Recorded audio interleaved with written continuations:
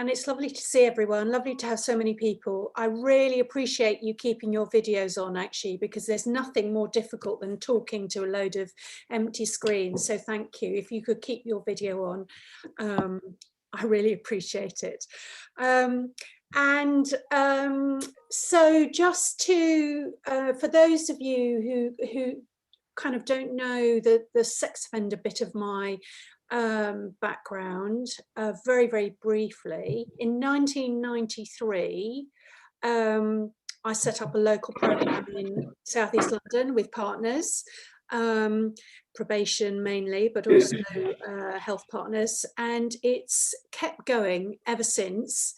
It's still running, believe it or not, not with the same original 8 men, but a PhD and lots of publications later and some books, but it's moved into being much more focused on those with personality disorder, those who are in the offender PD pathway, for those of you who know about that. So it's moved to the kind of highest risk, most difficult end, and I still provide some monthly supervision for that group.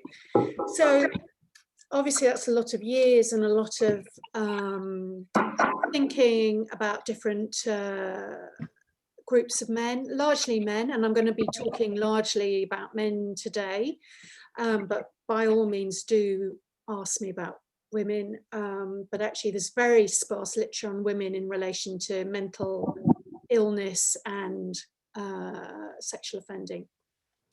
Malcolm is helping me with the chat because there's far too many of you to kind of ask verbal questions, but really welcome questions and comments in the chat function. So you'll see the chat function at the bottom. Do chat. It's open to everyone though, so hold that in mind. And Malcolm will help me with that.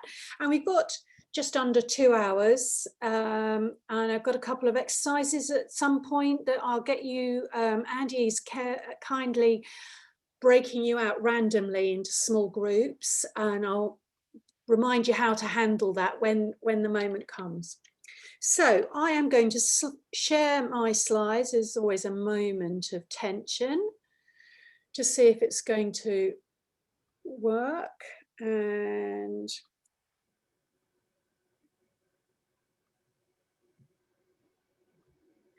now I just need someone to confirm. Malcolm, I can see you. Can you. Yeah, is it working? That's working. That's perfect. Yeah, yeah, thank you. So we're really focusing on severe mental health problems. So I've kind of narrowed it down as much as we can to really focus on those issues. And I'm targeting an audience who, in my mind, you know, are not mental health specialists, but who through their work in social work, probation, third sector, you know, clearly come across working with individuals who've got sexual convictions and a history of mental illness. So we are going to, first of all, focus on a very process issue, which is navigating the system, because actually I'm really aware of how difficult it can be to get mental health support and how to do that. And then I'm going to focus on three kind of forms, three significant mental health issues: depression and suicide, autistic spectrum disorder, and thinking about working with men with sexual convictions, and then psychosis. And then kind of putting it together and just some hints around treatment and so on. And I am relying on people to have some questions and get engaged with it as much as you can. So that's what we're going to be doing. So I'm just going to, first of all, go through a bit of terminology, because we're a bit slapdash with our terminology and you may well feel confused. So mental disorder as opposed to mental illness. So mental disorder is a much broader term, and actually we use the term in our classificatory system. So you might have heard of ICD-9, ICD-10, ICD-11 now, and DSM-5 is the most recent. Those are the two kind of very formal diagnostic systems. So mental disorder as a very broad category includes things like learning disability, and so, you know, includes brain damage, includes the sort of full spectrum dementia, as well as anxiety and trauma, PTSD, so the whole range. So it's very broad, and you don't quite know what people are referring to when they say mental disorder, because it could mean anything. And it's used in the Act, the Mental Health Act as well, just to really confuse you. It's it's part of the legal terminology. Mental illness, probably definitely excludes personality disorder, and excludes organic or developmental conditions. So organic would mean dementia, where there's a brain deterioration. That would be considered an organic illness rather than a functional illness, just to confuse you further. And developmental conditions like autistic spectrum disorder. So illness refers to something you acquire that can then be treated, such as depression and schizophrenia, for example. So mental health is a kind of non-technical term. And the interesting thing about mental health is that it's really trying to come at it from more of a well-being perspective. So mental illness is all about pathology as a term. Mental health is something we apply much more to kind of national well-being. So a lot of talk about mental health resilience, but we refer to mental health services. And so as a psychologist, I prefer talking about mental health services rather than psychiatry services. We used to talk about psychiatry as a service where it's a profession now, so we've shifted there, but we do refer to mental health services, and actually mental health services are all about unwellness, not wellness. So it's, you know, I'm acknowledging the confusion of terms here. Severe mental illness, now this is a bit tricky as well, actually, because I'm really thinking about psychosis, but actually a lot of people would include personality disorder in the severe mental illness range, because it is enduring and difficult to change and shift. But other people will say, actually, it refers to psychotic conditions like schizophrenia and very severe and enduring depression. Psychosis, which we are going to talk about today, is actually, for once, quite a nice, clear term. So psychosis refers to all the labels like that you might have heard of: bipolar, severe depression, schizophrenia, schizoaffective disorder. These are all labels within which an individual may lose touch with reality. So it's a severe condition in which thoughts and emotions are kind of impaired and distorted, such that contact with reality, as we all may perceive it, is lost. Now you can see even then, some of you will be thinking, oh yes, but actually, you know, there are an awful lot of people who have ideas and beliefs with which we wouldn't agree, and we think they're fairly fringe, even a little crazy. Does that make them psychotic? So, you know, we can still get into social construct conversations about all of this. But I thought I'd go through these terms because just to make sure that we're kind of being moderately clear and that you kind of understand some of that. So we will try, I'm bound to make some mistakes, but we will try and refer to mental illness and psychosis as my preferred terms for today. We're not going to talk about personality disorder. You're welcome to ask me questions, but so there we go. So I'll move on from that. Okay, navigating the mental health system. So, I mean, you will you will have whatever, I don't know where you all come from in terms of your organisation and your patches, but you will all have catchment area restrictions. But health is really, really fussy about this. And they get more fussy the more risky an individual is. And so the moment you are a probation officer trying to negotiate healthcare, and therefore there's issues around risk, and there's certain conviction types, and certainly men with sexual convictions absolutely will provoke very, very fierce catchment area restrictions. So you have to get them right. There's no getting around it. And the way it's determined primarily is who is your GP. So that is the key determinant to catchment area. And then secondly, because a lot of individuals can be homeless when it comes to committing an offence, it's where the offence took place.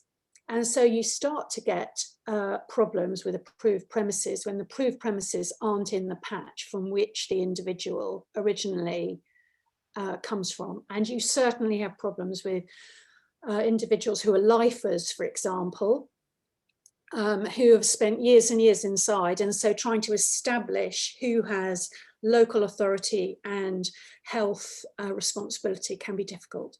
Health responsibility and local authority responsibility are not the same. So the first thing you should always ask your client is, where is he registered with a GP? Or where was he last registered with a GP? And hold in mind where the offence took place, if that's different or if there's problems with registration.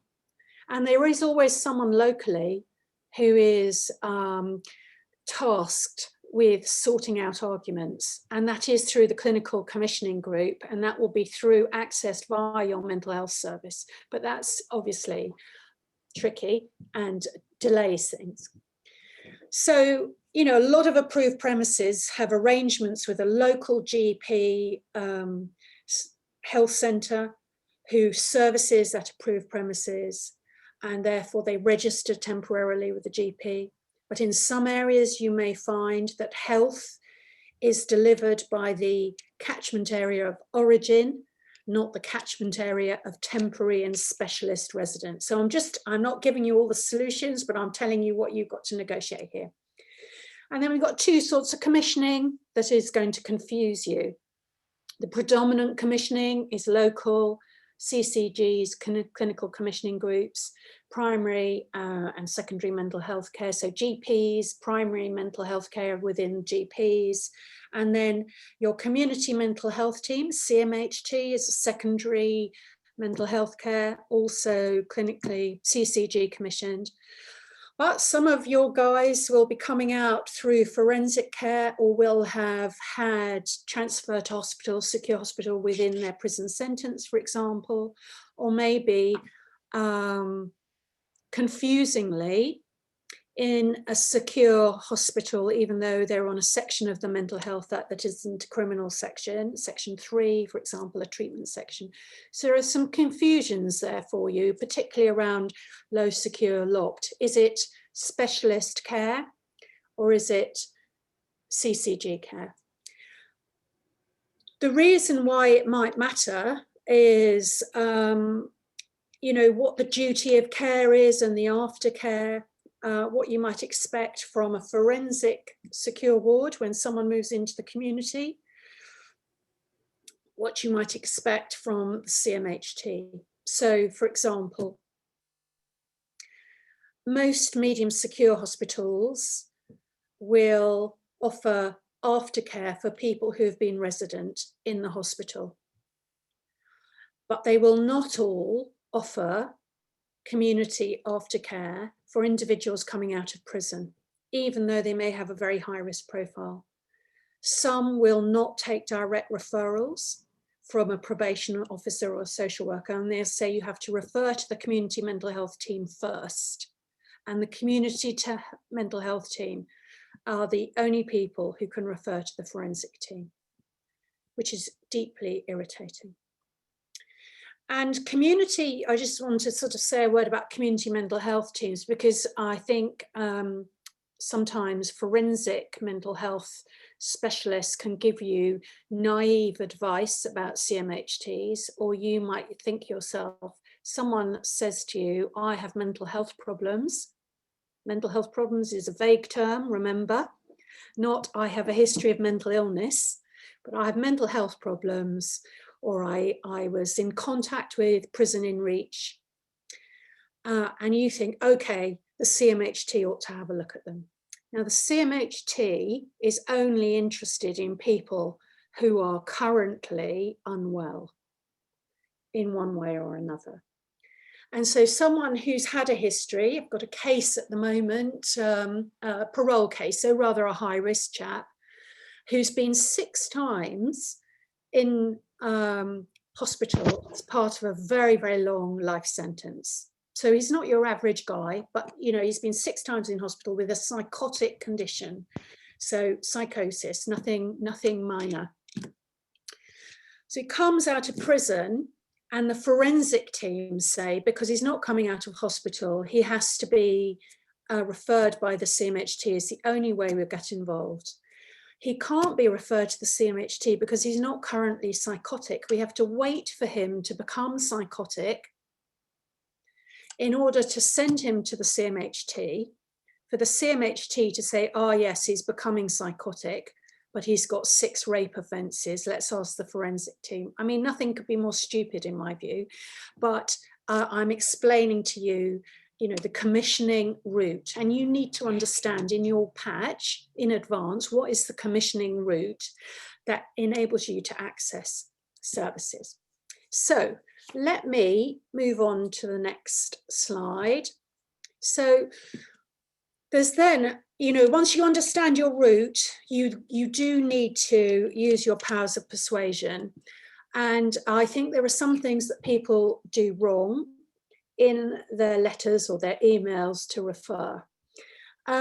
So I think the thing to remember is, like most public sector and perhaps third sector as well, I'm sure it's the same, health is overworked. And so there's a lot of gatekeeping that goes on to manage workloads. And as I indicated before, they're really, really nervous about risk. And when we get to men with sexual convictions, you know, it's the ultimate terror of will I be held responsible? And I would say within health, even though it is a mental disorder, personality disorder makes people nervous, and there's a lack of training still, even these days, for particularly nurses and doctors. I think obviously you'll find psychologists are more confident because it fits more centrally within their kind of range of confidence, competence, training. But for other groups, they'll have variable confidence despite some training. And I think there is a question mark as to how comprehensive and how helpful training can be. And so these are driving rude and unhelpful responses that you can get sometimes. So I've got some tips for you to think about. Multimodal communication methods. These days, that's much more possible. So, you know, a letter, yes, but a letter can sometimes go to the bottom of a pile. So thinking about email, a lot of people are good on emails. Other people are really hopeless if you're not getting an answer to your email, finding out from an admin person for the team about mobiles, texting. I mean, as long as you don't get accused of stalking, using multiple methods is much better. So I know that professionals will respond to one medium better than another. Be really clear with what you want. I'm going to come back to this to my next and final slide about this process, because if you are just worried and you think there's a mental health history and therefore it's obvious that someone should be involved, you will fail in your referral route. So you really need to focus on what are the mental health aspects and really put that first and foremost in your communication. What is it you're worried about and how specific are you able to be? You're not an expert necessarily in the field, of course, but what you're worried about. And therefore, what you're taking responsibility for. If you just invite someone to a kind of local risk meeting, they won't come. They absolutely won't come. You know, you have to tell them why it is relevant to their agency. And in my view, you know, especially with virtual CPAs these days and much more of a kind of digital approach, offering to join a CPA care program approach meeting if they're under CPA, then is more helpful. And that you can force the tone by communicating regularly if you have a shared client, even if you don't get much back. You're still setting that tone of I'm letting you know because you're part of the care plan in my head, you're part of the sentence plan, and so I'm communicating with you even if you're not communicating with me. And I've given you, this is just, I made this up, but you know, if you start your letter with Mr. So-and-so has just been released from prison after a 10-year sentence for rape, you will have trouble getting a response. Whereas if you start your letter with, I need your help, this man has recently made a suicide attempt, they have to be interested. They will be interested, of course they are. And so, you know, it's really important that you are absolutely clear on these kind of two key things. You know, I'm asking you specifically for help with. So if they have a previous mental health history, why would the mental health team be interested? They're not interested unless two things are happening. One, I don't understand the history and I need some advice. How relevant is it to me and my management, and your thoughts would assist me on making sense of this history? Or two, I'm currently worried and this is why I'm worried. So, you know, I've given you a kind of low mood one here. You might say he's got some really odd ideas and I just don't know if he's eccentric or unwell. He did go to hospital once 10 years ago, but I'm not sure what the diagnosis was. This is an example of one of his ideas. You know, I would be grateful if you could help me. That's the kind of thing. And then, of course, you know, something about the man that includes the risk issue, absolutely. But, you know, really being clear who's involved. He's on license, I'm responsible. He's discussed at MAPA, you know, the police are the lead agency, whatever, but less of a kind of blanket. So, so those are some tips. That does not mean that you will necessarily get the support and service that I would wish that you would get. But I think those are some of the ways in which people go wrong. Now, I think that's my last slide on just the very kind of nitty-gritty process. Now I'm going to pause a minute and ask Malcolm, are there any, I saw there were some questions, Malcolm, yeah, but see what they are. There's some general ones. There's a question about, can you please define what forensic means? Yeah, I can. Good question.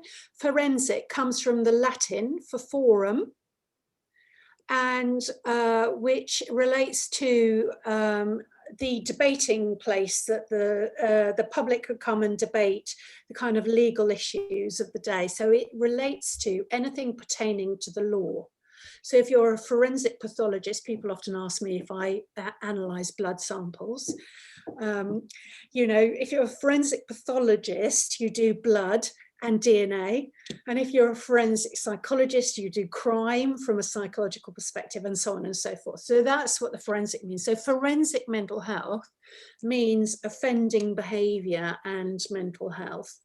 And forensic mental health services actually has become a way of saying commissioned, specialist commissioning by NHS England, because it's secure hospitals and so on. But actually, you know, it's broader than that. It could be prison in reach as well. You could call forensic, we tend to call it prison healthcare rather than forensic healthcare, just to muddle you really. But that's where forensic comes from, so it's generic. Thank you, Jackie. I think we're relieved that you don't have to deal with blood samples. There was a question about it was I can't quite see the person who asked it, but they said it's hard in our area if someone has a mental illness and also substance misuse, and they get stuck with no one supporting them. Any tips for overcoming barriers with this? Yeah, good question. So, I mean, this is an area where you need, well, there's a couple of things, I think. I mean, this is a difficult area. So I think the first thing, and we'll come to formulation towards the end when I've got you doing a bit of an exercise on psychosis.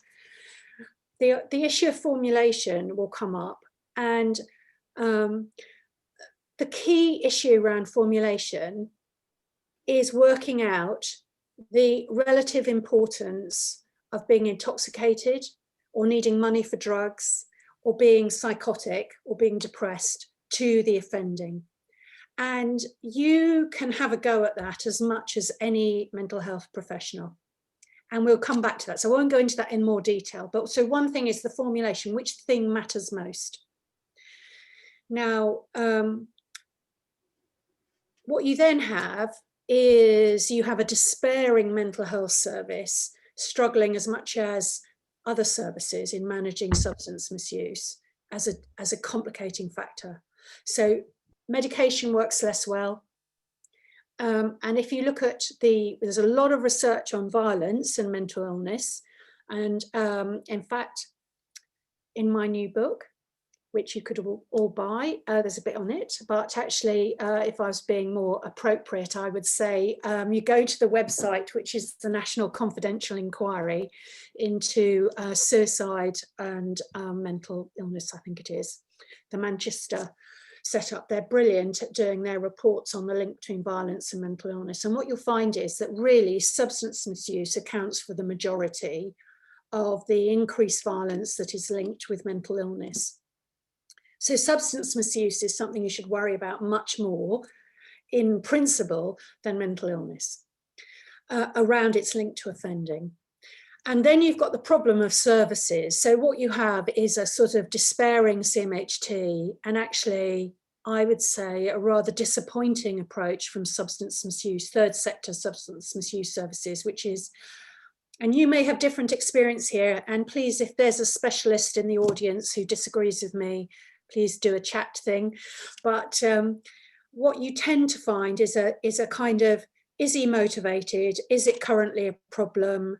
We'll offer him a service. If he says it's fine and he was sent there by probation, it's not really a problem, or he used to use drugs and he doesn't anymore, they send you away.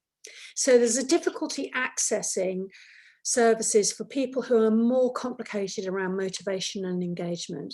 So that's a rather long answer, but we'll come back to it. But it is really tricky. But you should worry about alcohol.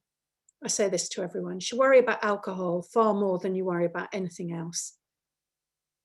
Thanks, Jackie. There's a question about disputes between the forensic mental health team and the CMHTs as to who should accept cases. And so the person who was asking about it says that they have this trouble with the forensic team saying someone is not risky enough, but the CMHT saying the case is too risky. Yeah. So annoying, isn't it? And of course, the issue, I mean, if you were being really naughty, you would go and look at the, I think it is the new mental health investment standard that might be somewhere on the government website. But, you know, no wrong door is the new mantra. There is no wrong door. So if you are one organisation, if you're not one organisation, that's tricky. But if you're one organisation, one mental health trust with a forensic service and a community mental health service, it should not be the referrer's problem. There just has to be a solution, and you have to complain. And of all the things that I would really sort of say, if you're a referrer from outside health, is that you have to escalate it on behalf of your client, which is to say, you know, that the argument is disadvantaging your client, and can a decision be made at a high level? And you have to go above the team level for that. Now, you may feel anxious about doing that, and sometimes it's about not ruining relationships and so on. I do understand that, but you know, team manager to team manager, it has to be about using the complaint system quicker. So there should be ways around it, which is, you know, the forensic service should support CMHTs more and go in and offer consultation and advice. There should be shared care. There should be all sorts of solutions. It's one trust, one solution, and you should accept nothing less. Jackie, people are asking for tips, and they're also asking for references. And I think with the references, we'll just drop any references onto the web page once we've finished, perhaps with the slides.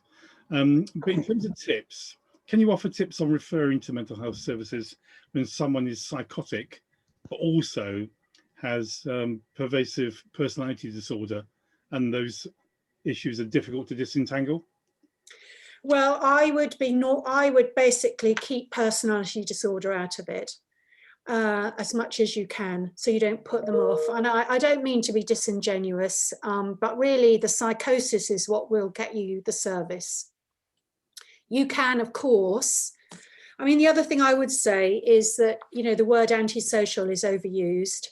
50% of the prison population meet criteria for antisocial personality disorder, which is ridiculous. It just means you're young and rule breaking and repetitive offender. So it's, you know, so I would be saying what you're really worried about is the psychosis. And yes, of course, you know, he has some other issues, psychological issues, and history of rule breaking or history of antisocial behavior. But the key thing you're referring for is the psychosis. What you won't get is access, you know, mainstream personality therapy services tend to be very women oriented, and that's a whole other discussion, which I'm not going to get into, about the difficulty. If you've got a man, and we're on sexual convictions at the moment, if you've got a man with sexual conviction, you will not get him into therapy outside of, for personality disorder. You will for psychosis, but for personality disorder, outside of the forensic world, they, you know, they won't. And to some extent, that's right. They don't have the specialist understanding of the interweaving. But I'm not going to allow myself to get too caught up in personality disorder, or be here all day, because it's a big, complex subject. We'll need to move on, Malcolm, shortly. Okay. Are there any key ones? There are other questions about personality disorder, but no, I'm going to keep out of it. I think you've given, you know, you've given. So I'm just reading through even more questions about personality disorder. Okay.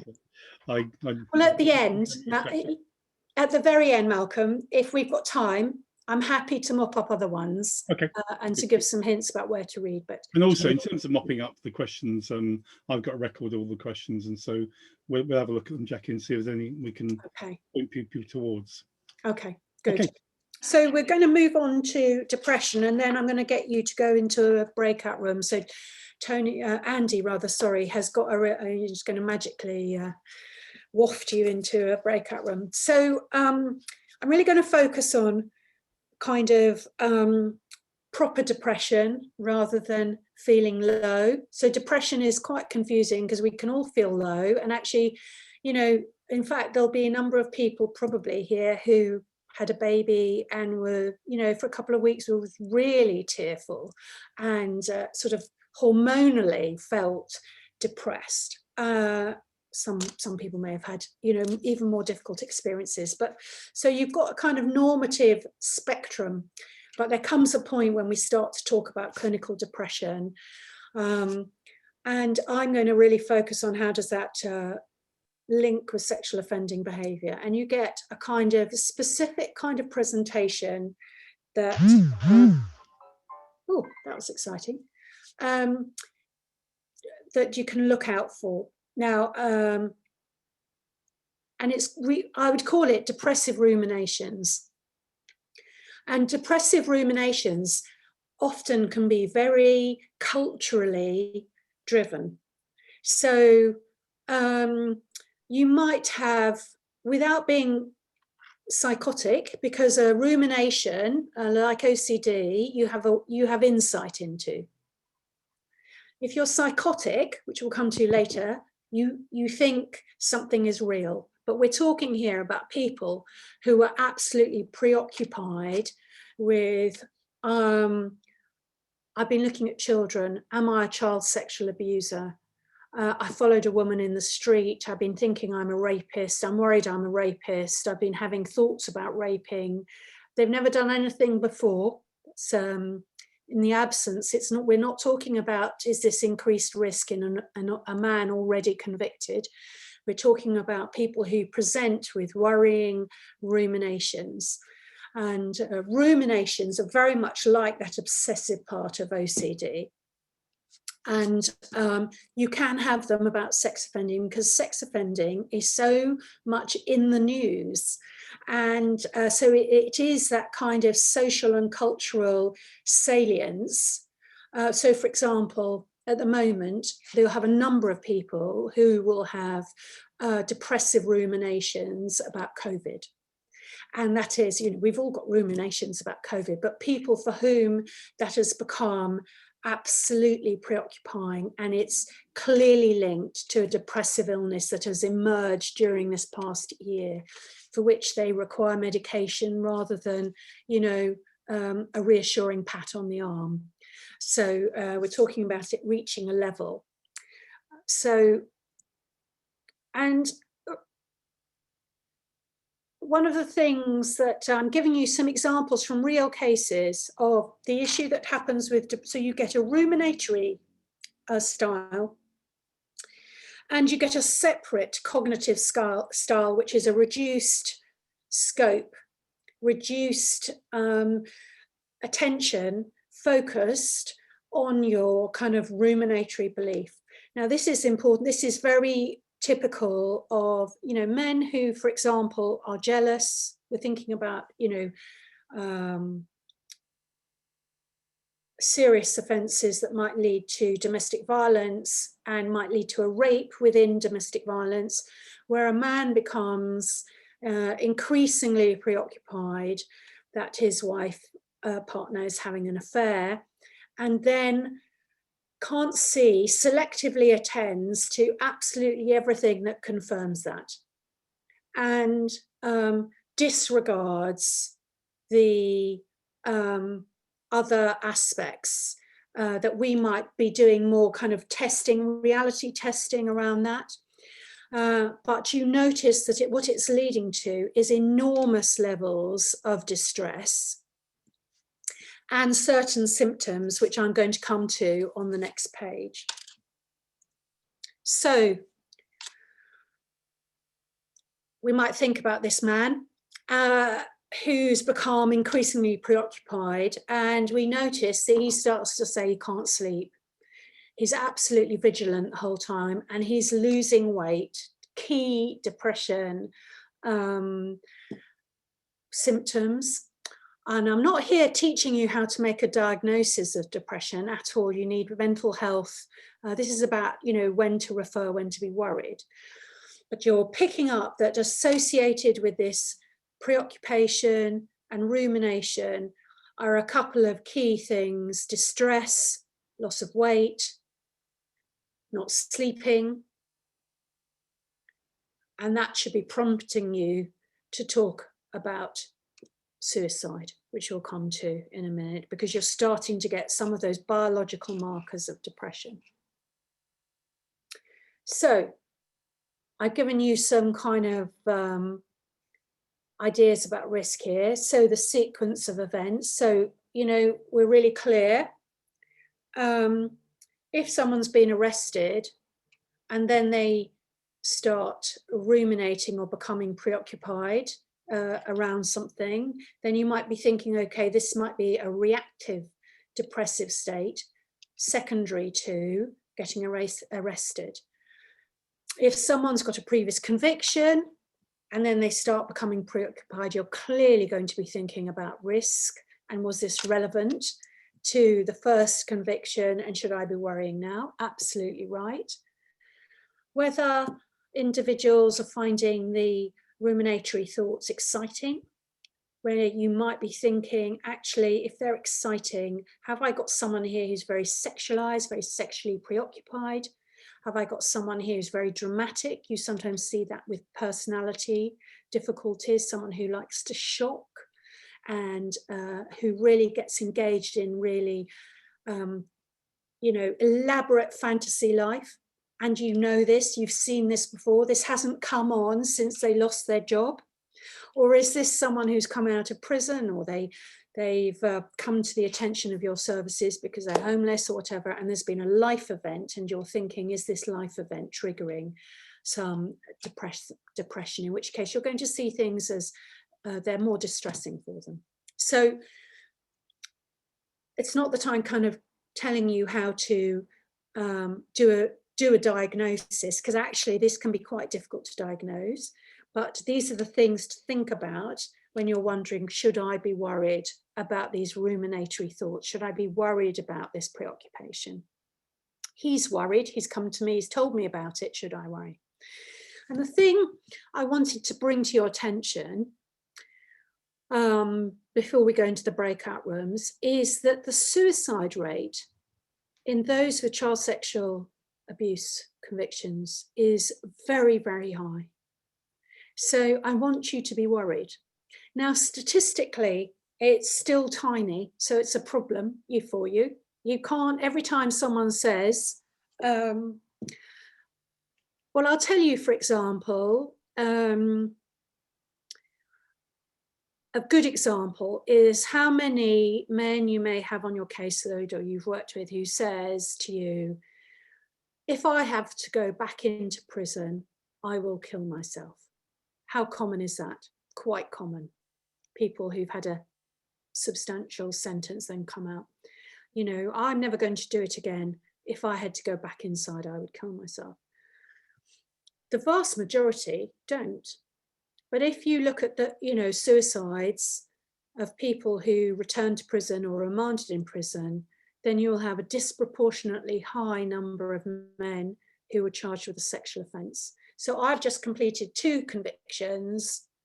investigations for suicides of men on remand in prison who have taken their life, having told people they would if they were going to go back inside. So this is our problem. It's a bit like threats to kill. You know, lots and lots of people do it, say it, they don't do it, but it's actually a significantly heightened risk. So you have to take it seriously and at least explore it. And what is really shocking is the number of individuals who are arrested for downloading images who've got no previous, who do take their lives within 28 days of arrest. The police, I think, know this now. We may have some police on the call. The police, I think, do have, there's been some work around alerting the police and trying to think about, they often recommend the Lucy Faithfull, you know, Stop It Now programs and so on for people to have support.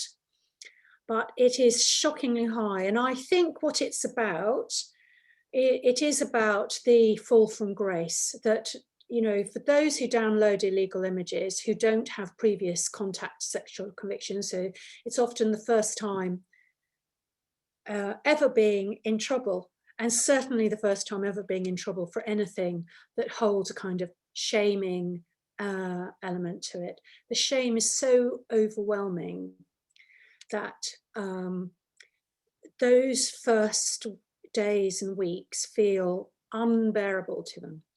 But the warning to all of us, I think, is that that heightened risk continues to the point at which they're sentenced. And so again, because I do investigation, I had to do an investigation We're looking at deaths in court cells. And actually, there aren't many deaths in court cells, but of the few that there were a couple that were men who were sentenced for downloading illegal images. And it was a salutary learning for me that both those men had kept hidden from their partners that they'd been arrested. They were holding out for a community sentence until the point, and they both got short prison sentences, and they come prepared to take their life, and took poison, hang themselves in the court cell. So shocking, extreme examples, but I'm really just trying to get you to focus on that particular moment in time, that group of individuals as high risk. But mostly, having kind of alarmed you with that, mostly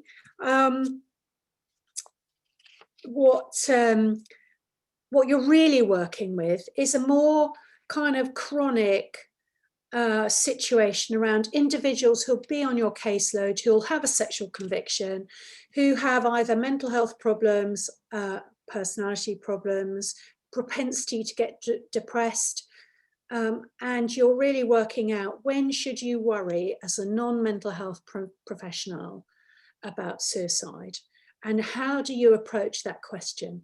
So what I've sent you, just to give Andy warning, we're on the cusp of moving into breakout rooms. So I've given you a piece of paper that you will have had before with the suicide vignettes that I think Andy will have told you to read. And if you haven't managed to read it, don't worry, it's short, you'll have it, but you'll have it somewhere to hand. And it's just 2 short vignettes. Going to break out for just 15 minutes, partly just to give you a chance to talk with others. And I think Andy is trying to make sure that the rooms are no bigger than about 6 or 7. Yeah, so, yeah, there were 5 to 6 in each room. Fabulous, thanks. So you'll have 15 minutes and you'll have a 1-minute warning. So if you haven't done this before, it's like magic. It's lovely. It's something comes up on your screen that says you've been allocated to such and such a room. Click on it to say you want to go, and you'll end up in the room, and you'll have a 1-minute warning at the end that says your room is about to stop, and it'll just waft you back into the main room. And it's far too big for you all to give feedback. So keep using the chat function, which Malcolm and I, during the 15 minutes, Malcolm, we'll have a look at the questions. But it's really, the task is on the page, just sharing a bit with others, seeing what they do, see if you all agree what your thoughts are, and I'll just do a tiny summary when we come back. Okay, so Andy, over to you. When you've done that, Mark, can we just make me host again, and I'll manually put everybody in. Yep. The next one.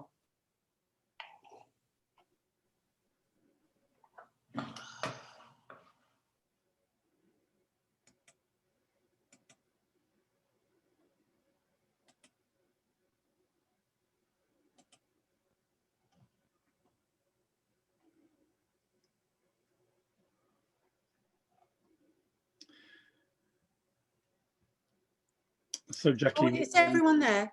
Everyone's back. Good. Okay. So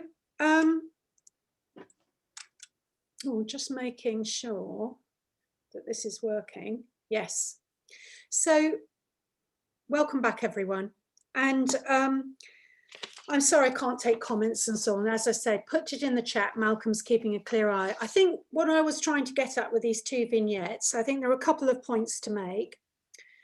And that is to think about in your mind the difference between chronic suicide risk and acute suicide risk. Chronic self-harm, acute suicide risk. So the top man worries me. I heard my group, I was fleetingly in a group, and heard my group be worried about him. So you are worried about people who are really kind of rigidly hopeless and bitter. and then poorly kempt. And then the thing that people who know me know this is a real mantra of mine, but won't apologise for mentioning it again, alcohol. Because our understanding of suicide is that actually real kind of intent to take one's life is quite short-lived. That sort of capacity to switch off from connections to life and to actually take that step, that final step, even though people might think about it a lot, often is quite short-lived and can be thwarted by barriers. So we know some of the most effective suicide prevention measures have been making packets of paracetamol smaller, bridge barriers higher. And you might think how ridiculous, you know, I did initially when I didn't know much about it. Why is that helpful? If someone's really wanting to take their life, they'll find a way around it. And of course, there's some truth to that. But the fact is that the moment in which people really have that capacity to let go of life, take that final act, is limited. And barriers make a big difference. Conversely, disinhibition through alcohol is, you know, one of the most common aids people use to make that final leap. So in and of itself, alcohol is not, you know, going to lead to suicide. It's the relationship between his bitter, hopeless, rigid kind of cognitive style and then poor self-care, which suggests something's changed. Poor self-care being a real marker for a kind of depressive decline in some way, and then the alcohol. So I would worry about him, even though it may not be founded. You might want to consult about him. The second guy may feel more familiar to you. Lots of personality difficulties and chaos, lots of history of self-harm. And what we have to worry about here is, you know, as you may know, a history of self-harm is the best predictor of a completed suicide. And then we get caught up. So we've got two kind of slightly dissonant ideas. We've got this idea that self-harm is about managing emotions and bringing relief and a cry for help, legitimate ideas about the function of self-harm. We've got that, which is a kind of non-suicide sort of formulation. And then we've got this fact that we can't get away from, which is self-harm is the best predictor of a completed suicide. And often, I think people can make the mistake of getting caught up in, was the motivation? They didn't really want to die. They didn't really want to die. Did they want to die? Or I wanted to die in that moment, but did he really want to die? And I think it's a spurious red herring to get into what was the motive. The issue is with self-harm, that's habitual, chronic self-harm, that we have to think about all sorts of issues to do with impulsivity, judgment, and risk-taking. So that when people self-harm, they might be clear they don't want to die, but they make a mistake. Or very commonly, they're ambivalent and they will give you quite mixed answers that make you think they don't want to die. But actually, those mixed answers are quite honest. They've got quite muddled feelings about what they want. And their judgment, their risk-taking and judgment leads to things going wrong. And actually, you know, I saw someone the other day, or I was dealing with a case the other day where habitual cutter woman, she made a mistake really about the responsiveness of who would find her and how deep to cut. So there are what you might call ambivalent acts that lead to miscalculations. And there are individuals whose habitual coping no longer works for them. And so you do worry about the repetitive self-harmer who says to you, it's not really working for me. So I really just wanted to give you an opportunity to to have a think in your small groups about that, and whether it resonates with my personal take on it or not, you know, hopefully sort of somewhere in the region. So I'm going to move on now to autism.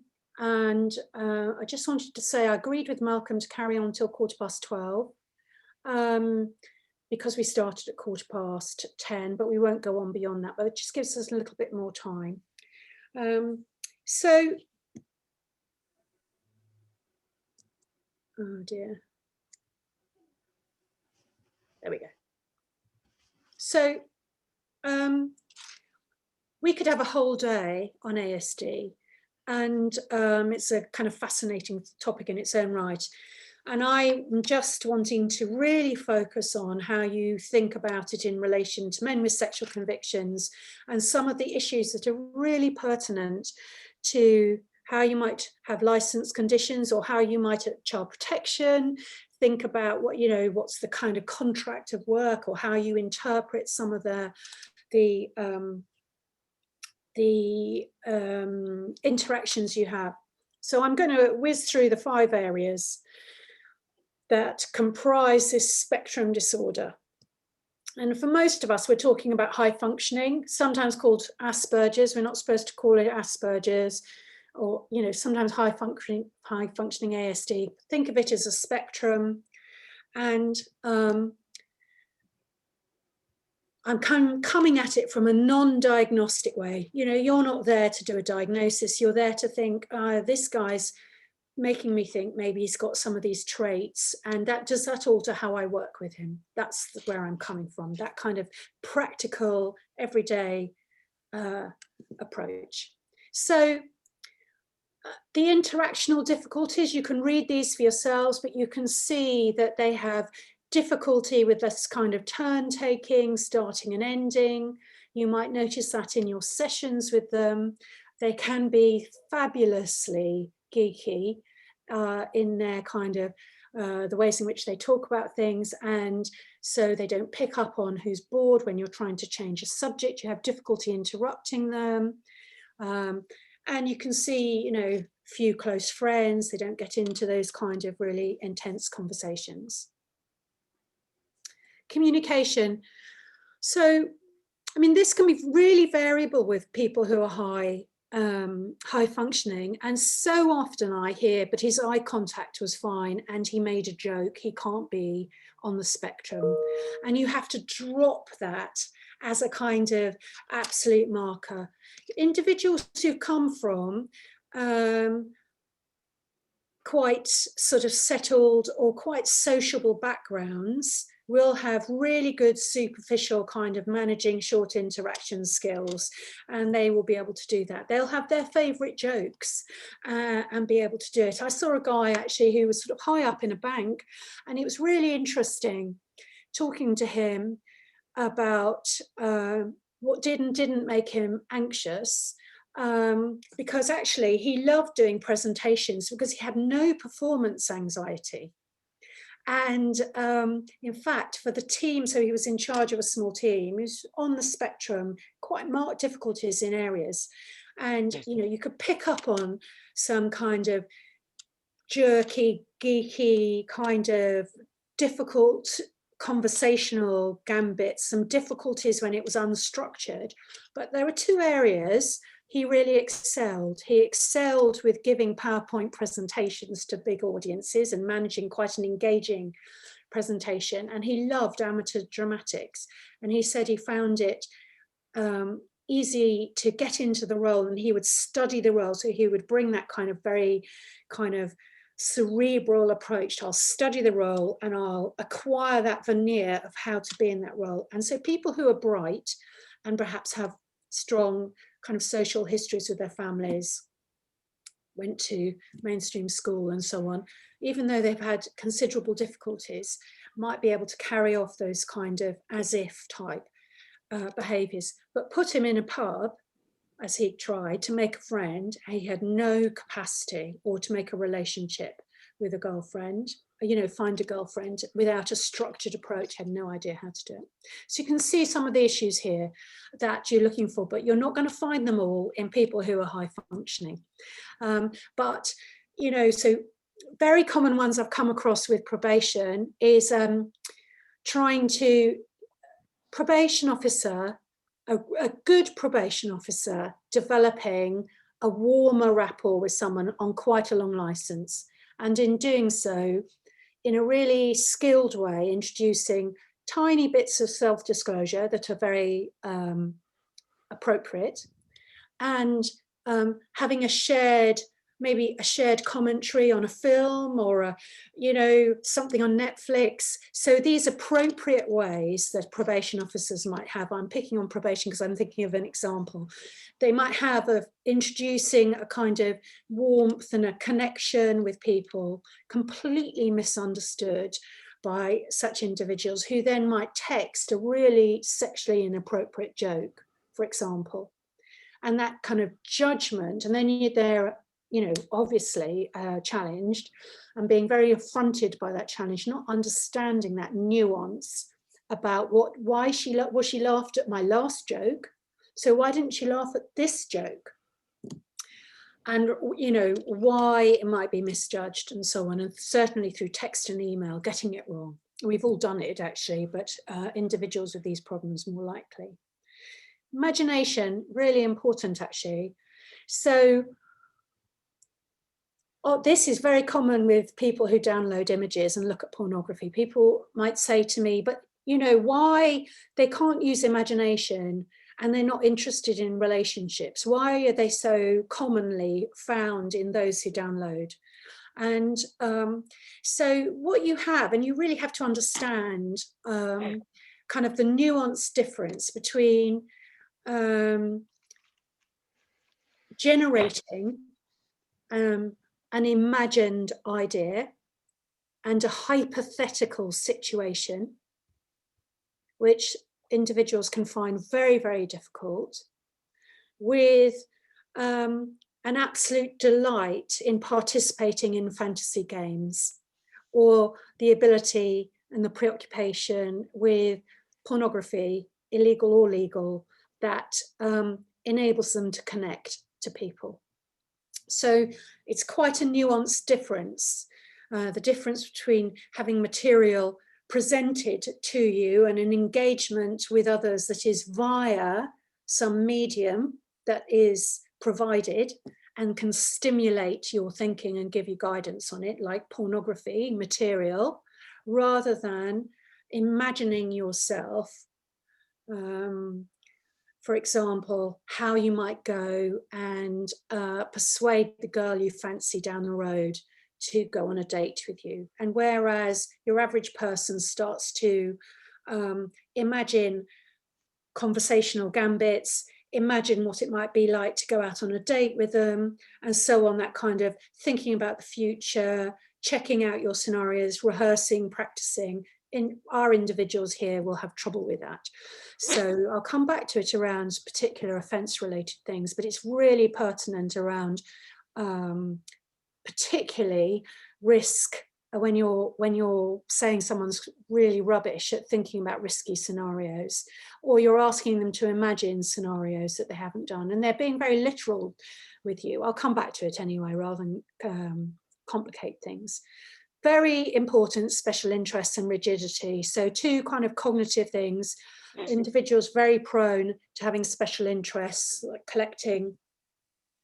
And I always say to people, I get myself into trouble by saying it, but you know, geeky interests like train spotting, Star Trek, you know, but that kind of, you know, they become quite sophisticated kind of preoccupations. Collecting amount of knowledge is, you know, the sort of unusual end of the spectrum, and kind of rigidity is very pertinent.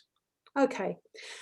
Less commonly noticed, but you will find your guys saying, you know, I really hate to be in a crowd, or struggling with workshop environments in prison. That comes up quite a lot. And but actually noise and sensitivity can be for some people, and certainly, you know, as people are more disabled on the spectrum, it's very common. So I've mentioned this.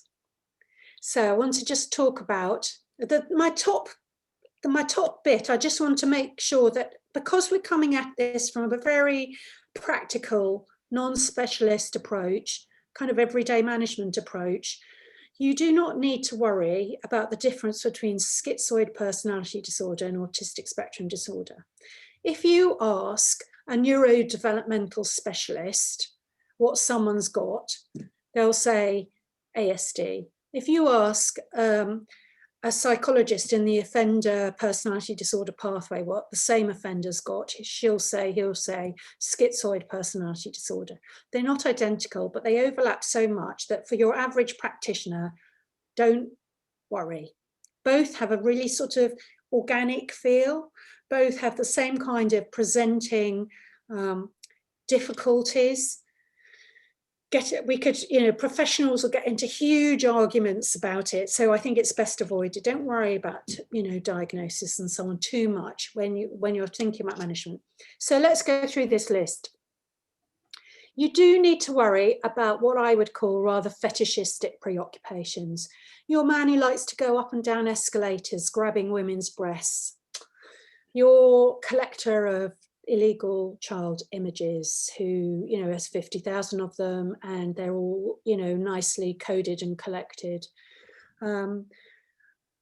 These kind of, women in red skirts, whatever, these kind of fixed preoccupations that get men into trouble that are illegal because they're carried out. Some of the upskirting, some of these kind of quite spooky behaviors, as I would put it, some of the non-contact offending actually is the special interest problem. It's probably slightly become biologically kind of wired in. It's really difficult to break, and we'll talk about this, about what you do about it.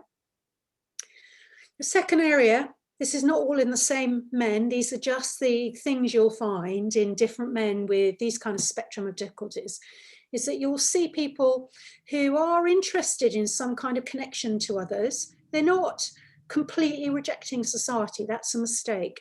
They're interested, but they find sex much easier than emotional connection. So you see that through the virtual games, you see that through, avatars, you see that when they talk about, where their response to women, they have got into a relationship, that emotional complexity. Well, why was she happy yesterday and not happy today? And, when I cleared the table for her yesterday, she was pleased, and I cleared the table for her today and she wasn't pleased. Okay, she lost her job today, but, I don't understand the complexities of all of that. So sex is much easier, and you do see some sex offending where you can see that because there's a lack of performance anxiety that an average person might have. Am I good looking enough? Did I perform well enough? Did he or she enjoy it enough? Don't have that kind of social anxiety. So you might be seeing that. Rigid cognitive functioning. Now, and I would say with this kind of group of individuals, when you're really talking about trying to manage a license condition, or you're trying to negotiate something, that their stubbornness will always win. You cannot win a stubbornness argument with someone with these traits when they're stuck in a rigid kind of position. You have to negotiate a way around the rigid position. So it can lead to an awful lot of confrontation on license. And you have to, it relates to the last one, let's just pick the obvious culprit, to disclose emerging relationships. Well, your average ex-offender finds this difficult, but your ASD chap is going to really get into what do you mean? What's emerging? I spoke to a female staff member yesterday. Is that an emerging relationship? I've spoken to her, what about my key worker? I did this, I did that, endless, concrete. How do you, and they're not being difficult. They're just thinking, how do I interpret this phrase, emerging intimate relationships or emerging relationships? 3 words that mean nothing. absolutely nothing to them. Emerging, intimate, and relationship. So, having to really work with a rigid cognitive functioning, expectations around disclosure, behavior they can and can't do, how they interpret it, and so on. And the absence of appropriate emotional responsiveness, or even more problematic, when you feel they've really got as if emotions. So we might say with psychopaths who score high on the PCLR, they might do an as if kind of, oh yeah, I felt really bad about it. And you think it's shallow, it lacks emotional depth. You'll have this with these guys, but it'll come from a different place. It comes from actually the brain, the amygdala in the brain, and the connection between parts of the brain that lead to empathy, theory of mind, perspective taking are impaired, and their emotional responsiveness to the perspective of others has to be acquired through being repeatedly told. So they have to learn by your help as to why someone might have been damaged, for example. So their ability to understand why a child who consented, as we know, not consenting, acquiesced, why is acquiescence not the same as consent? To understand when someone is an indecent exposer, for example, that she didn't know you weren't going to touch her, and how to kind of develop that is just impossible for them. So I'm not going to go into shared, because of time, I'm going to move on, but I'm going to pause and ask Malcolm whether there are any ASD specific questions that have popped up, or whether we move on to psychosis. No, I think you can safely move on. Okay. So I hope, so as I move on, I hope my key kind of message here is two messages. One, don't panic about the lack of extremely expensive and formal diagnosis. It will add very little to your experience of the individual in the room. But two, you will have to adjust your approach and expectations, because you will be unfair on the individual and probably inappropriately worried about risk in most cases, except for the fetishistic preoccupation, the repetitive behaviors where you do need to worry because it's difficult to break that. So those are my kind of key messages there. Okay. Oh, I've got some management. I'm going to leave this. Sorry, I've forgotten I got this. So you can read this, and you are getting copies of the slides. I've said a lot of this. Don't make assumptions, explain, be concrete, don't nitpick, be very behavioral with men who are repetitive offenders. So if you do this again, you'll go to prison, not as a sort of abstract idea, but on the fridge, on the front door, put the note up, I must not expose myself, why? Nothing to do with kind of victim perspectives or it's wrong, just what will happen. So getting very behavioral, the more fixed someone is. And the last one, I will just mention this, managed interactions. So, if someone wants to make friends, you have to find them a club with people who are going to be like them. So actually, I did have a client once who did join a Star Trek society, and I laugh, but actually, that's the way to make connections with people. So things like games and playing games with people, obviously it can lead to risk, but actually it can also lead to like-minded individuals. And so what my guy did was, he started with Star Trek, and then he got on with someone, and they went to a pool club to have a drink, not just a pub. So they played a game of pool together.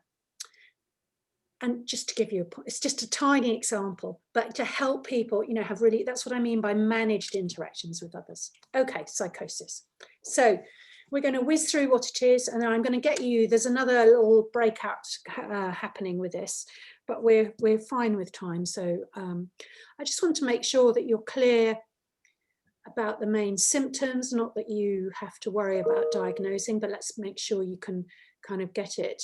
So First rank symptoms, they're called, don't worry about that. But the big ones that you will know about, hallucinations and delusions. So hallucinations are sensory experiences, mostly voices, so hearing, but actually you do get things like seeing, visions, particularly with alcohol withdrawal. You can become psychotic, and that's with visual hallucinations. Actually, with brain tumours, you can start to have different types, and you do get olfactory hallucinations where you can smell feces, which is very, very distressing for people. But mostly it's voices, and we understand voices as commands sometimes, and so you are interested in voices that tell you to do things. But also people get very distressed by voices that are talking about the person. They hear, you know, Jim is a bastard, he's a complete, you know, he's a child molester, he's disgusting, everyone hates Jim. So they hear voices about them, and then they can hear this voice saying, go on, hurt her, go on, show the world. I had a case ages ago, actually, where the voice was talking about him, saying he's a puff. I mean, old-fashioned language to say that he was homosexual. But, you know, oh, yeah, John, you know, he's a homosexual, he's a puff, he doesn't know how to get it up. And so, and then a voice saying, prove them wrong, go and prove them. He went out and raped a woman. I mean, it's quite unusual, but he did go out and rape a woman who he believed was a prostitute, who wasn't a prostitute, she was a commuter going home from work. So there was not even any scope for making a mistake.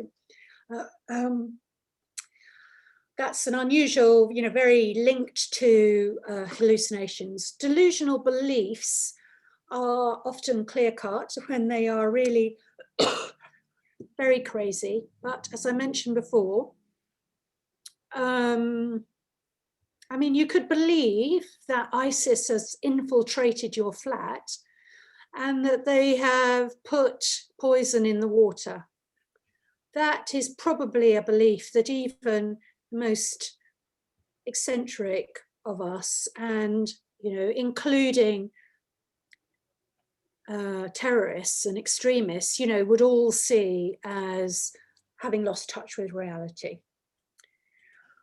But of course, there are other beliefs, particularly kind of religious beliefs and, you know, around miracle cures and who caused COVID, etc., which have absolutely no basis in reality, but a lot of people believe. So you can see it's a slightly trickier area. The common one that I think can be very difficult, very common in psychotic individuals who complain about their neighbours, and we see it in forensic mental health because they've attacked their neighbours. And they talk about the noise caused by neighbours, and the neighbours are up to this and they're up to that, and it becomes delusional. But actually, people do have very noisy neighbours and can do. So it's a good example of a difficult area to kind of work out. And then we've got a thought disorder, which has some much more sort of weird things going on.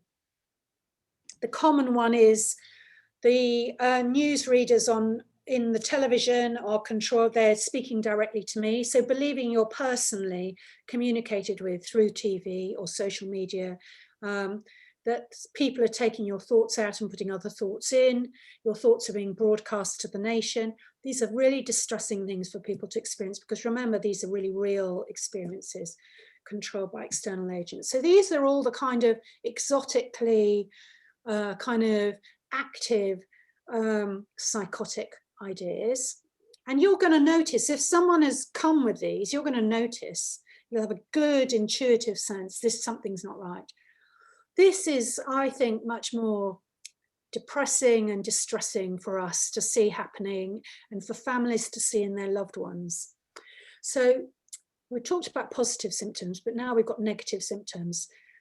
So some people develop really persistent symptoms. These are called negative because they're absent things. So the loss of energy, motivation, the loss of social engagement and emotionality and connectiveness to others. And these all start going. And we used to think, you know, is this just secondary to medication? Because the medication can be nasty and make you feel tired. But actually, some people can just be really damaged and these kind of more social, psychosocial elements. So you see apathy, lethargy, poor motivation. This is where people don't sustain their studies. They don't seem to get out of bed. They withdraw within themselves. They don't really communicate. And emotional blunting is very important when we come to men with sexual convictions, because of that kind of, they've lost, almost like our ASD guys, but for very different reasons. They've lost some of that cues, picking up cues and noticing people's their own emotional states, but other people's emotional states. And then the last thing that you just need to know about is this kind of prodromal decline. So, and I'm going to explain that, because these are just the three areas, and then you've kind of got a grip of the whole thing. So prodromal decline is this period in which someone is becoming psychotic. And it could be what we call first episode psychosis. So they've gone from being perfectly normal functioning to a deterioration. And people are starting to say, is he depressed? His self-care has gone downhill. He's starting to get some funny ideas. Family says he's not coming out of the room. It's a decline into something, but you're not getting, he thinks ISIS are poisoning the water in his flat. You're not getting the kind of really positive symptom stuff. You're getting this kind of difficult to put your finger on downhillness. He's a bit agitated, he's a bit irritable, distracted, but nothing's really emerging. And it's in this period that offending can occur. Not only, and we'll come to this, there are four typologies, which I'll go through. But I'm raising this because it's a mistake mental health practitioners make as well, which is they're looking for positive symptoms. Can I see voices and delusions and thought disorder? No, I can't. Therefore, it isn't related to illness. But actually, if you look at, there have been some studies on psychotic rapists, for example. So men who've committed an offence against an adult woman, which is much more common in this group than against children, much more common, interestingly. And then looking at their illness. And what you find is it's very rare for an offence to be committed like my man, whose voices told him he was a puff and whose command hallucination told him to prove that he wasn't. That is very rare. And actually, what you see, if you look at studies where people have been arrested, who've got a history of schizophrenia, for example, what you see is that they can give quite a kind of collected, no comment interview. So they hold it all together, and then within 3 months in prison, they're terribly, terribly ill.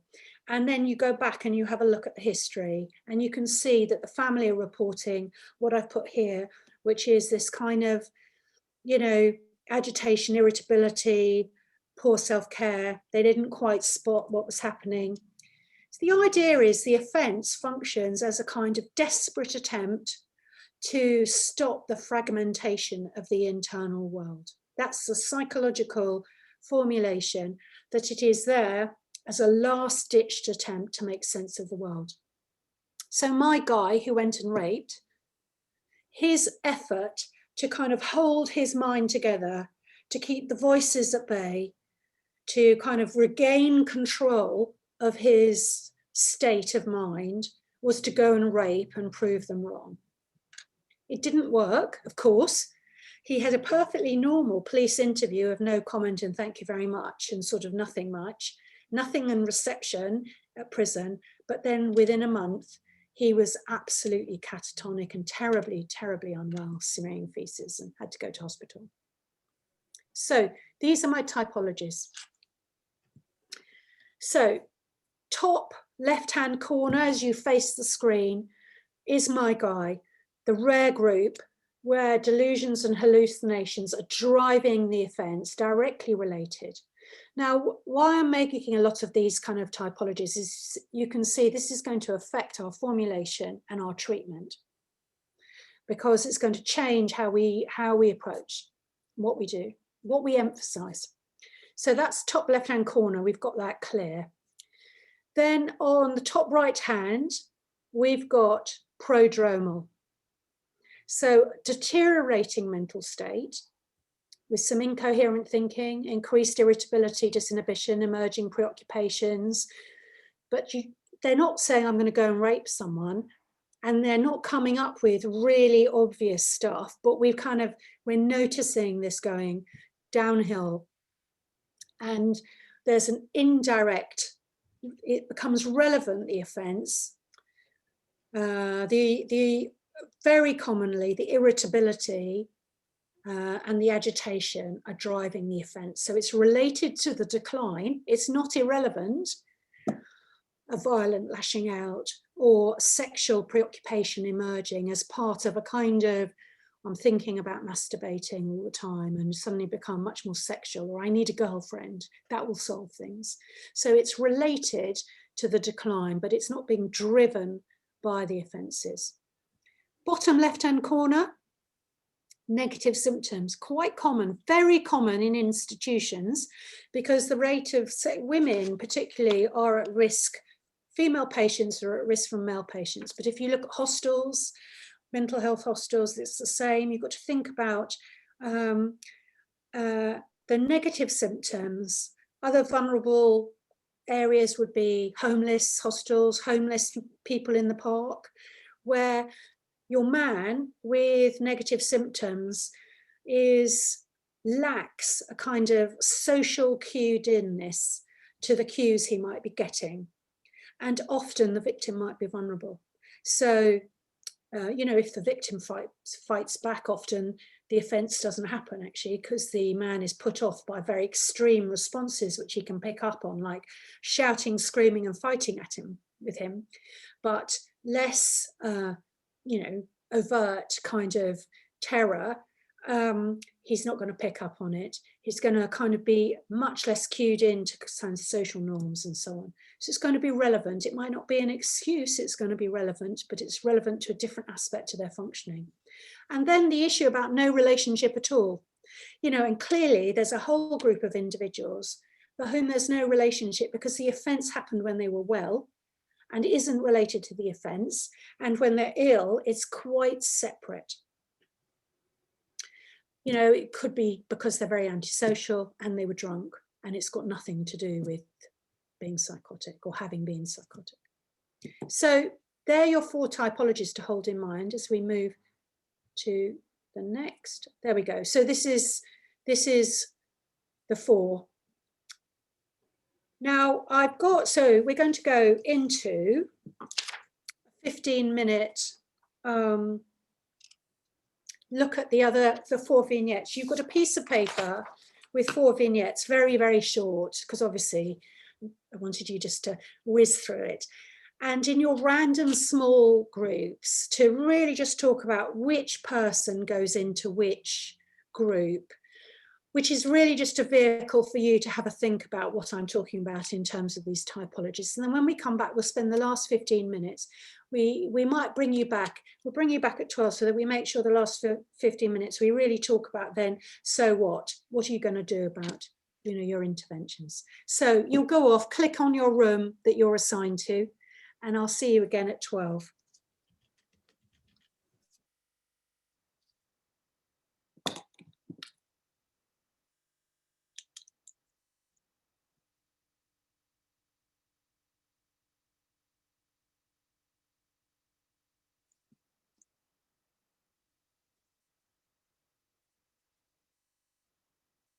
So welcome back, everyone. I'm going to focus on the kind of so what in terms of interventions. I'm just going to whiz through with the answers. I had to check myself. So Terry is the negative symptoms guy, and Johnny is the unrelated, and Barry is the psychotically driven, and Sydney is the prodromal.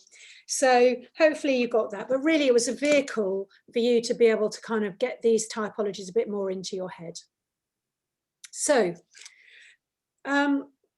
we've talked about this, about mental health support. You do need, with someone who's coming with a kind of psychotic history, you do need to ascertain, okay, who is it? And I think, so when I've done a lot of supervision of community probation sex offenders, so not the Challenge Project, my kind of, group, but the kind of mainstream accredited programs, I've done supportive teams. The issues around taking someone with a psychotic illness onto a mainstream accredited program has been the lack of kind of thinking about these three areas. So clarification about the diagnosis, which we've touched on. How stable are they? Because the issue is your intervention going to cause harm? And for you to feel that your interventions going to be helpful rather than harmful, they have to be stable in terms of taking their medication as appropriate, and not having had a recent psychotic episode. It's really important. So these are legitimate questions of the community mental health team or whoever the relevant people are. And what is their input going to be? It's not that I'm dictating what their input should be, but you should have every right to have clarification on these three areas. And you need to know what they are before you take people in. So this is really, I've touched on this at the beginning. You have to be strong and clear. What bit are you in charge of? And what bit comes within their remit? And remember, it's not just that because they had a history of mental health problems that it's their remit. It's about current maintaining stability of mental health, suitability for your program, issues about medication management and so on. Okay, so now moving into more formulation things, where I think you've got to be precise and really build your formulation in the way you would normally do, is to really take your developmental factors. So yes, of course, you're interested in history of trauma or adversity. They report being sexually abused. But you're really putting into your whole timeline the onset and course of illness. Because you may believe that being sexually abused as a child is the sort of predominant driving feature that led them to this pathway of committing a sexual offence. But you have to prove that to me, because actually being sexually abused may never have led to an offence unless they'd become ill. And experiencing the trauma may have led to the illness, of course. That can heighten the likelihood of illness, the vulnerability to illness, but it may not have led to the offence. And the precision is required because you need to work out what to worry about. So you bring it in, and then of course you've got the contextual factors to the offence, and you've got the offence itself. So there is no point telling me that the offence is irrelevant, the illness, is irrelevant to the offence, if we have an offence account from the victim that says he was shouting, "You are a witch, you are a witch, I'm driving out the devil." I need that. I'm simply not willing to accept that the illness had no relevance, but it may not be the whole explanation. So you're trying to work out, is it a necessary element of the explanation? Is it a parallel feature? Is it an indirect relevance insofar as it led to increased drinking? Drinking was driving the offence. So it's all about the pathway. And, where I'm really encouraging people to move away from this idea of it's an excuse. So we have this all the time with alcohol. It's, he says he was drunk, it's an excuse. But it may be, it's likely to be right to some extent. It may not be a necessary, it may not be a sufficient explanation, but it may be a necessary part of the explanation.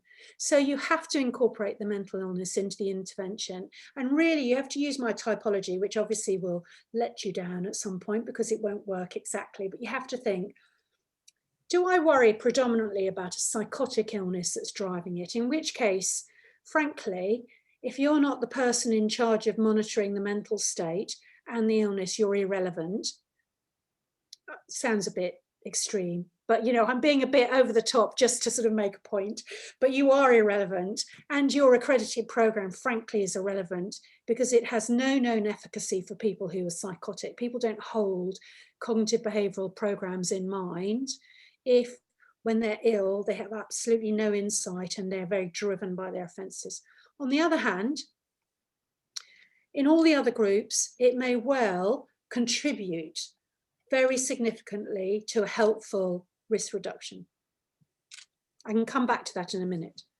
So compliance, so if you're then doing your risk management and your kind of triggers, you've got to broaden out your triggers to not taking the medication only if that's relevant. Or it may be for you that a relapse indicator is actually missing an appointment with the CPN or missing an appointment with you. So we're back to precision and a bit of history, you know. So how am I, if I've decided that your illness is indirectly, for example, related to rape, because I know that when you're becoming ill, you drink more, and when you drink more, you become more sexually preoccupied, or you're less likely to pick up the signals from a woman, or you're going, whatever, you're going to a nightclub, you're going to not be cued in. Then how am I going to know? Am I going to use alcohol as the relapse indicator? He's drinking more. That might be good for some. Or am I going to use the fact that actually what I've noticed is he doesn't come to appointments, or he comes to appointments smelling because his self-care has gone down? Then I know he's going to drink more. How quickly does it all happen? So you're going to have to do a precise analysis, and it's like doing a functional analysis. Then you incorporate it into your relapse prevention. And I've mentioned Good Lives because, you know, I know Horizon is much more, Kaizen, Horizon, you know, they're all much more strengths-based. And Good Lives oriented, and people like Good Lives, it's entirely compatible with a recovery model that we use in mental health services. So this idea that feeling part of something, having good physical health, having good mental health, being able to have connections with others, feeling valued, the whole kind of circle around primary goods and good lives is relevant to a person with a psychotic illness, where we're trying to take a much more holistic approach to the overall quality of life. So you might be very picky about psychosis has driven risk for Mr. A. The other issues are important, but they're not driving my risk management plan. To Mr. B, where it's much more about negative symptoms, for example, and actually quality of life and a more psychoeducational approach that picks up on issues of consent and relationships and what's a good relationship and how can you discern consent, and putting an individual in a group where you're doing quite kind of Horizon-like tasks, SOTP-like tasks, could be very helpful to them. And that brings me to the helpful aspects of a group that is got men who don't have an illness with men who do have an illness. There's no doubt there are benefits. As long as your man is well, that he's exposed to a different way of communicating. Often you'll see that an individual who's got quite limited, blunted skills will be good on role plays, unexpectedly good with role plays, whereas they're not very good on kind of free discussion. They might work well in pairs. They don't work well in a group of 10 because they're very withdrawn, but you'll find they can learn a lot from being in a mixed group. But the issue is do no harm, and harm is related to the individual's ability to manage a psychologically oriented intervention, which you will know that through two things. You'll know it through the advice of a mental health team, And you'll know it through the history of stability and that this timeline that you've done. You know, if someone goes into a group and becomes psychotic in a group, or, you know, if you have communication with the team looking after an individual and you say, he started talking about the devil again, should we worry? You know, good communication, that's fine. You can lift them out the group, you can suspend it, you can put extra resources in, but do no harm. And that is really what I'm saying to you is, do not take that view that someone else is dealing with the illness and it's not relevant to the offence, and therefore we're ploughing on regardless. It's about integrating it into your formulation. And you don't need to be a mental health professional, therefore, to offer an intervention to individuals. So I'm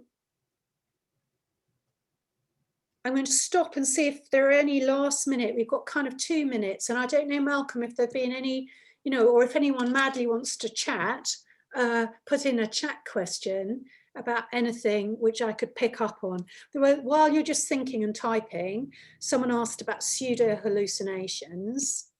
So pseudo hallucinations is a derogatory term applied to people who are thought to not have proper illness, and it's really irritating. But what it means is you've got hallucinations that are thought to come from outside your head, and people with a psychotic illness have voices that feel real and outside their head.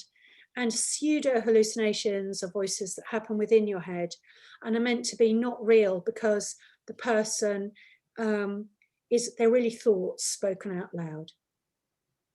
And it's associated with emotionally unstable personality disorder. And that's, you know, community mental health teams might reject someone. So if I could just sort of say to you, yes, by all means, ask the question, where are the voices? Are the voices outside your head or in the head? That's fine. That's a perfectly all right question. But just like with suicide, about are you going to decide whether to worry on the basis of what you think the motive is? I would say to you here, do not get too caught up on whether it's a real hallucination or a non-real hallucination. The issue is, what's its relationship to the offence? And is it driving behaviour? And what are the possible ways of alleviating that hallucination? And actually, medication can help a pseudo hallucination, as can help a real hallucination.